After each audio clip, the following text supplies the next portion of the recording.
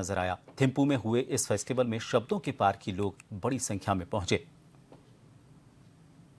कुदरती खूबसूरती के बीच हुए भूटान इकोज के डोक्यूल लिटरेचर एंड आर्ट्स फेस्टिवल 2024 में साहित्यिक चर्चा गूंजती रही। बादलों से ढके पहाड़ों के बीच शब्दों के पारखी और कुदरत के शानदार नजारों को करीब से महसूस करने की ख्वाहिश रखने वाले लोग भूटान की राजधानी थिम्पू में इस फेस्टिवल में पहुंचे।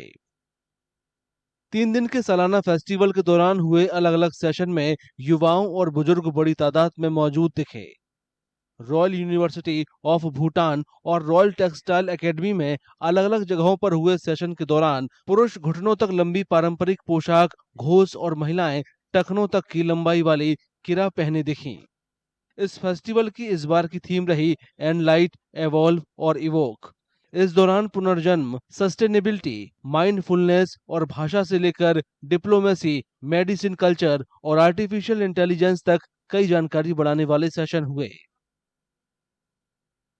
फेस्टिवल की शानदार कामयाबी को देखते हुए भूटान की राजमाता और चीफ पैट्रन ग्यालियुम आशी दोरजी वांगमो वांगचुक ने आने वाले सालों में डीएलएफ को अंतर्राष्ट्रीय स्तर पर पहुंचाने की ख्वाहिश जताई। It has always been my dream to create this festival so that our youth would be interested in reading, in writing, in creating.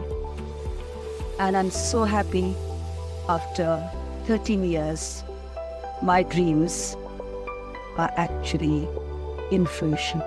I would like to take Bhutan Echoes to the world in the future. इस festival में 1 दर्जन से ज्यादा देशों के 70 मशहूर स्पीकरों ने हिस्सा लिया।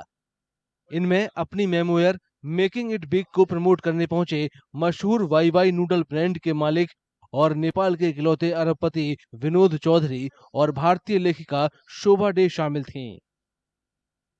It is like the magic kingdom. It's like a very special destination, and there's a lot of friendship between our two countries.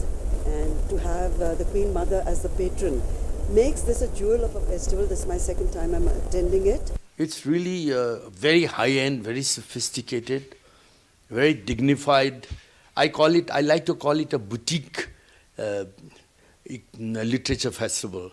You know, where everything is handcrafted.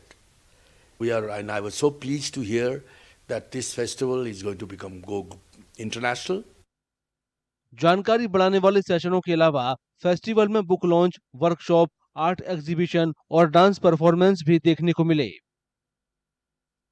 इस इवेंट में भारत और भूटान के स्कूली छात्र भी अपनी पसंदीदा किताबें खरीदने और उन पर लेखकों के ऑटोग्राफ लेने के लिए बुक स्टोरों पर उमड़ पड़े।